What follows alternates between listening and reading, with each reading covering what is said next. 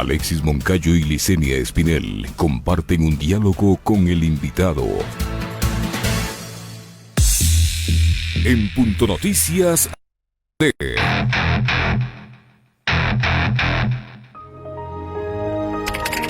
El aumento de noticias falsas en Internet es una tendencia preocupante. Actualmente, un gran número de personas se informa a través de las redes sociales y, lamentablemente, la influencia de fake news, noticias intencionalmente falsas, presentadas como artículos creíbles, usualmente propagados por tabloides, páginas dedicadas a atraer clics y agrupaciones políticas extremistas, probablemente solo irá creciendo a medida que los medios tradicionales continúen siendo reemplazados como fuente informativa. Si bien esta situación es preocupante para la sociedad y los medios tradicionales, las empresas en general también tienen motivos para preocuparse. Las páginas dedicadas a la desinformación usualmente intentan otorgar credibilidad a sus artículos al acompañarlos de anuncios de marcas con buena reputación.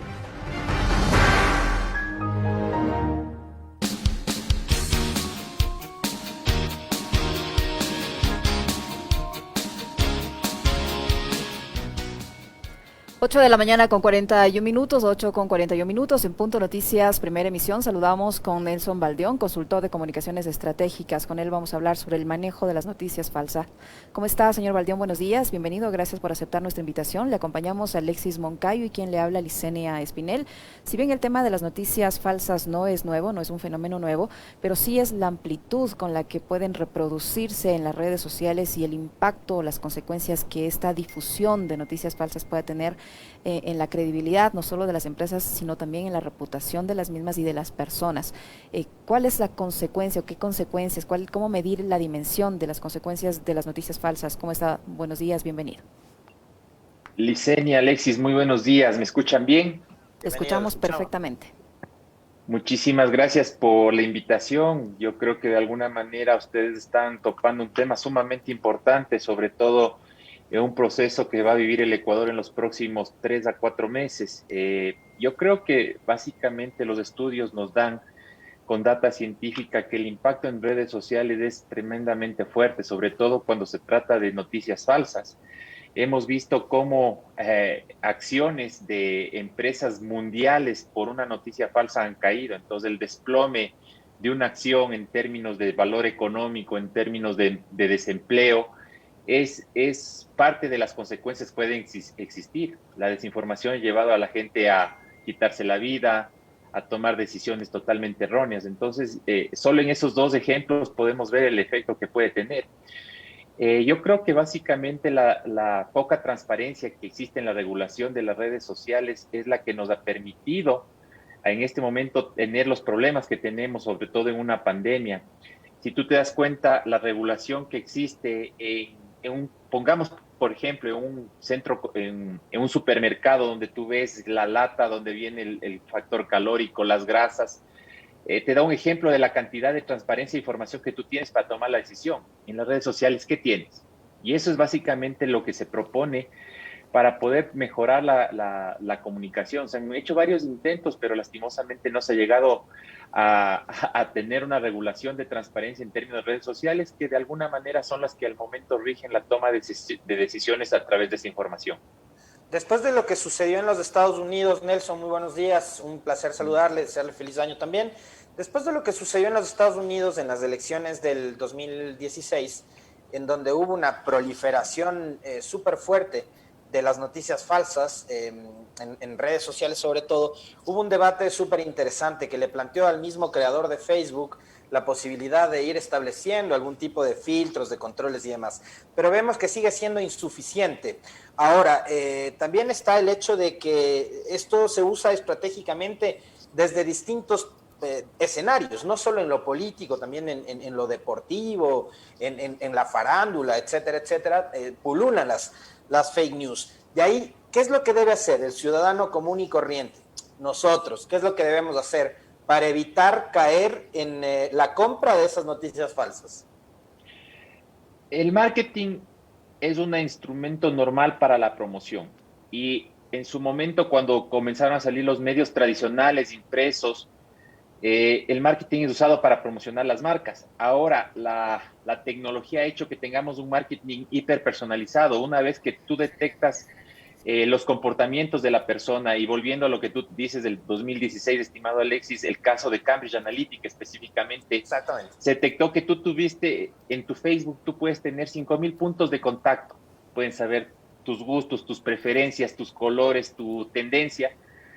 Tú llegaste al punto de ese marketing que antes ponías un aviso de media página a tener 5 personas que son microinfluencers que tú le llegas directamente a sus gustos.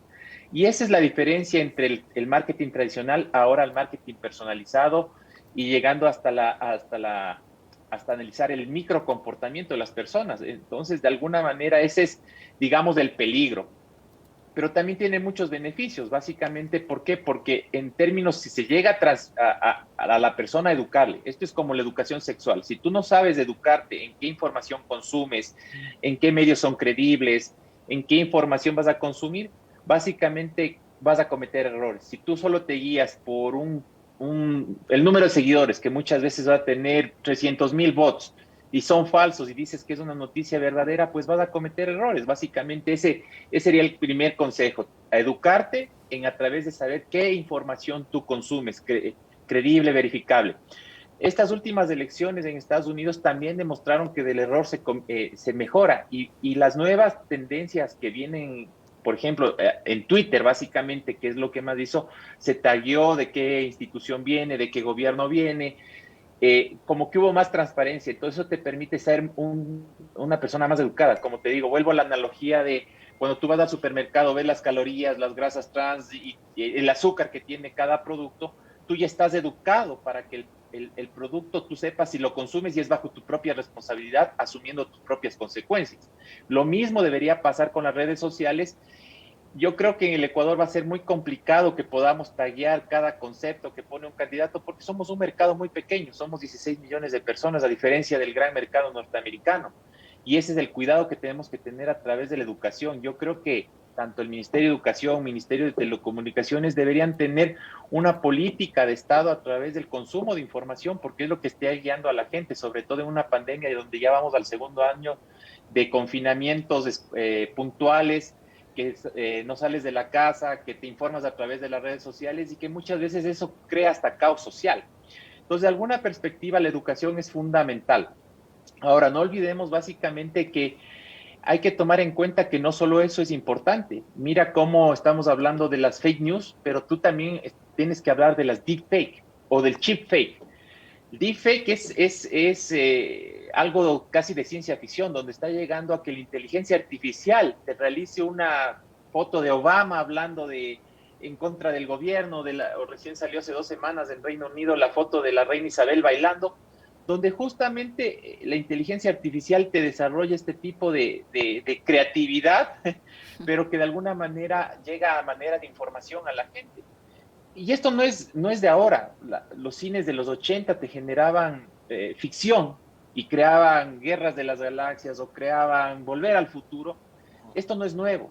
El tema es que ahora es información de consumo masivo, y que muchas veces es la única fuente de información que tienen.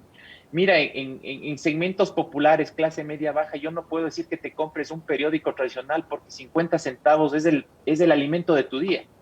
El tema es de cómo a través de políticas de gobierno se pueden regular para que las mismas redes sociales taguen o pongan un tag del tipo de información que se tiene, apelando a la transparencia. Entonces yo creo que la educación y el gobierno son supremamente importantes para poder hacer que el consumo de información sea lo más transparente y creíble posible. Nelson, ¿y qué hacer cuando las fake news o estas noticias falsas o esta desinformación, como se lo lea, nace del propio gobierno o de fuentes oficiales, en teoría? Mira, es que ahí justamente viene, porque no está regulado. Muchas veces puede ser hecha por un propio gobierno, que no solo ha pasado en Ecuador, ha pasado en muchas partes del mundo, que los mismos líderes han retuiteado información falsa. Y es porque justamente no están reguladas. La regulación es totalmente importante. Si se implementara reglamentación donde supieras, por ejemplo, mira, el tema de tener al momento un derecho a la réplica en el medio tradicional es importantísimo, porque te da chance a poder poner tu opinión. Lo mismo debería pasar en redes sociales, porque así sea de gobierno, una persona privada, tú deberías tener chance a poder poner ese derecho a la réplica en un Twitter que daña tu reputación. Pero Twitter me parece, Nelson, perdón que te interrumpa ahí, brevísimo este comentario a propósito de la pregunta que planteaba Licenia. Me parece que Twitter marca un antecedente y establece un antecedente importantísimo para regular a las noticias falsas que son promovidas por las autoridades y por el lado oficial. Cuando decide bloquear los tweets de Donald Trump en los que él denunciaba un supuesto fraude electoral, ¿no? Que era una posición muy personalísima del presidente y candidato perdedor a la reelección en los Estados Unidos. Entonces, como esos tweets podían provocar conmoción social, llamado al caos, etcétera, etcétera, y veíamos que la sociedad estadounidense estaba como en ese momento empezando a calentarse, Twitter decide bloquear esos tweets. Entonces creo que hay un antecedente interesante ahí, Nelson. A eso justamente iba, porque no te menciono a Facebook ni Instagram, porque básicamente ellos no lo han hecho. Y es por eso justamente lo que se está debatiendo en el Congreso norteamericano sobre la regulación de redes sociales y el monopolio que tienen. Pero Twitter ha sido mucho más transparente y, como tú dices, al hombre más poderoso del mundo viniendo tweets de gobierno, lo bloquearon y no digamos que lo censuraron, simplemente vieron que había una conmoción social que podía traer muertes y lo que hablamos, tu palabra crea obras. Y esas palabras son extremadamente poderosas porque te está moviendo el 70 millones de habitantes en una sociedad donde realmente te estás basando a través de las noticias. Entonces, lo que tú dices, Licenia, es importantísimo. O sea, no importa que seas el presidente o un gobierno, lo importante es que tú des la información certificada y veraz para no crear una conmoción social. Porque así como tienes 300,000 bots, puedes tener 5, 7 o 10 millones de seguidores. ¿Cuánta gente recibe esas instrucciones? Porque en realidad el idioma, si tú te ves desde la parte lingüística, son instrucciones. Esa es la programación que hacemos a la computadora. Entonces, si nosotros estamos dando instrucciones, tenemos que ser extremadamente responsables con la información que se pone. Y el antecedente está creado. Twitter para mí es el mejor ejemplo de querer crear una transparencia. Pero te repito, en el Ecuador lo veo casi imposible porque nuestro mercado, ya en términos de mercado, porque Twitter es una empresa que cotiza en la bolsa norteamericana, que nos tome en cuenta. O sea, que nos tome en cuenta porque en realidad somos un mercado pequeño, no somos un mercado influyente y por eso creo que es la importancia de que el gobierno o el futuro gobierno actúe a través de su capacidad de embajadas, de todo, para que se pueda poner en Ecuador unos antecedentes donde realmente necesitamos también tener este tipo de tagueos para que sepamos de dónde viene la información, si es real, si no es veraz, y que realmente nos ayuden, porque en realidad no te digo que hay que tener miedo a las redes sociales ni a los fake news. Lo importante es educarte, porque al fin y al cabo en la vida van a venir muchas más avanzadas tecnologías. Lo importante es cuán rápido te adaptes a esas tecnologías para tomar las mejores decisiones en base a una información veraz, certificada, sobre todo creíble y creo que hasta regulada. Nelson, ¿cómo debería ser esa regulación para que no caiga en coartar la libertad de expresión, que es el susto que todo el mundo tiene cuando se habla, solo se menciona el tema de regular redes sociales, ¿no? ¿Cómo debería ser esa regulación? No, o sea, hemos conversado ahorita justamente con Alexis. La regulación no es coartar la libertad de expresión, es evitar las noticias falsas, es tener un panel de expertos como lo tiene ahorita Twitter para determinar qué noticia puede generar ¿cómo te diría? Un caos social. Yo creo que de alguna manera lo importante de la regulación es tener claro qué puede crear un caos social y que puede derivar en pérdida de vidas humanas, en destrozos de la sociedad o en actividades que realmente convulsionen a la sociedad. Entonces, básicamente, lo importante es, del ejemplo tomado del presidente Donald Trump, saber qué es lo que está generando un mal a la sociedad. Esa creo que sería la principal regulación, porque coartar la libertad de expresión, mira, todos podemos tener opiniones y es lo importante de la democracia. El peligro de la democracia es cuando las masas creen una verdad absoluta que puede ser una mentira. Entonces yo creo que desde esa perspectiva lo importante es tener claro qué va a hacer daño a la sociedad y qué realmente puede ser una mentira que se puede crear verdad. Así se formó Hitler. Como lo que provocó la guerra de los mundos aquí en Quito.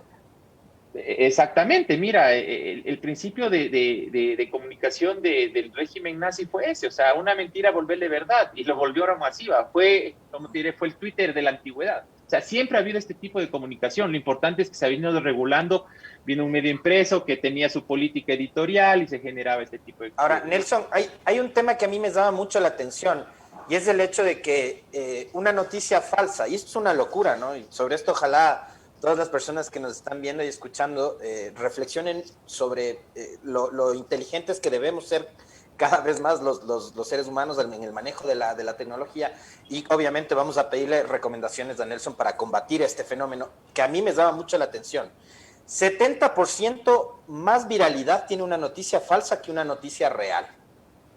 ¿A qué se debe eso? ¿A qué obedece eso, Nelson? Alexis, mira, en MIT, en Boston, hicimos un estudio. Una noticia falsa se retuitea 6 veces más rápido y más poderoso que una noticia verdadera. Porque el ser humano es, pongámoslo, es curioso y chismoso a la vez, por default. O sea, es la mentalidad del ser humano y esa es la psicología del ser humano y por eso es el peligro de las noticias falsas. Y hay hasta chismosos profesionales como nosotros los periodistas. Te podría decir que así estamos, pero yo lo que sí te voy a decir es que la diferencia del periodista es que está formado para buscar la verdad o para encontrar a través de un proceso de investigación. Pero también hay influencers. Ahora date cuenta que los influencers, el TikTok es el mejor ejemplo, donde no dices nada, pero a través de 15 segundos de un video estás generando 10, 12 millones de personas, porque la gente le gusta justamente el chisme, pongámoslo así en términos ya más comunes. Entonces, esa es la verdad que tú dices, el 70%, 6 veces es el retuiteo de una noticia falsa.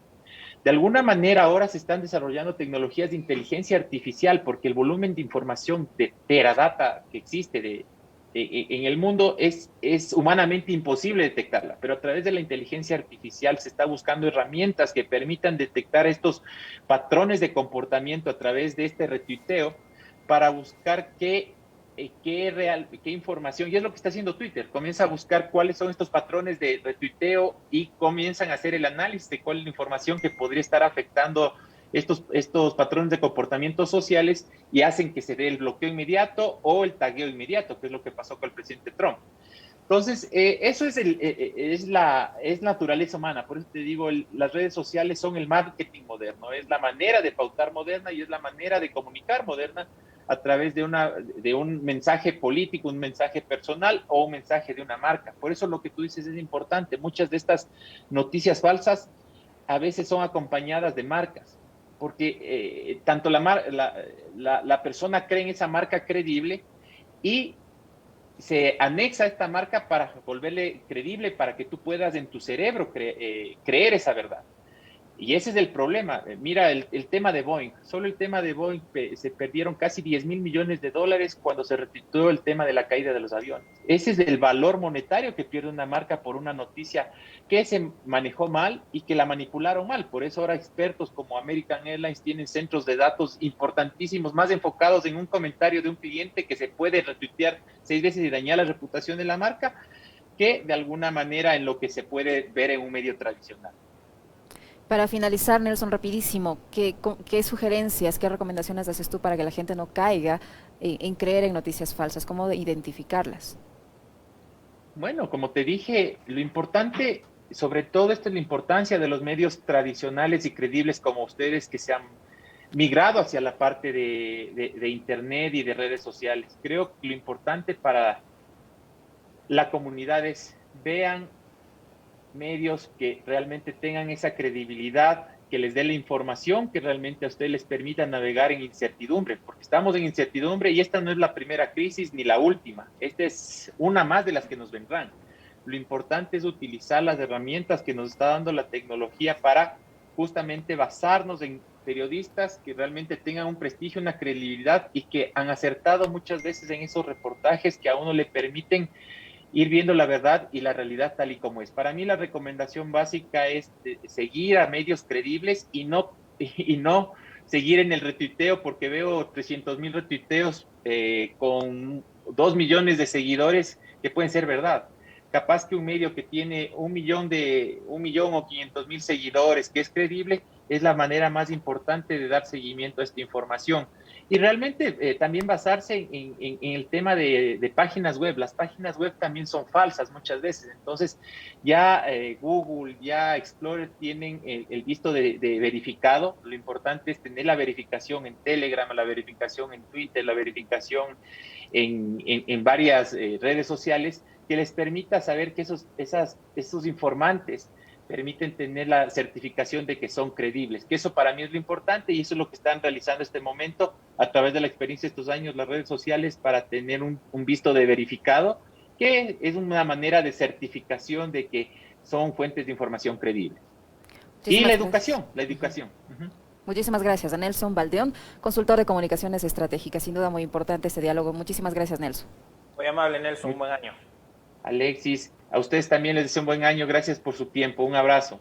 Lo propio, gracias. 9:02.